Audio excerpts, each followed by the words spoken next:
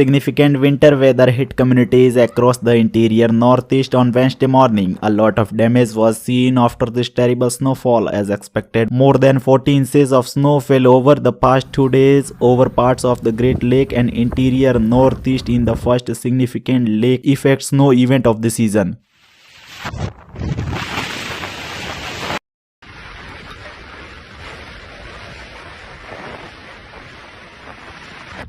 The heaviest snowfall was recorded at Constableville, New York, where 42.7 inches landed. Disaster protection agencies have issued an alert for many places. Snowfall can also be seen in the coming days, due to which the agencies have given a message to the people to remain alert. All lake effect snow wearing expired at 7 a.m. Wednesday. By the afternoon, the snow was winding down across the Great Lakes, with a few flurries or light snow shower trickling across lakes into northeast Pennsylvania and western New York.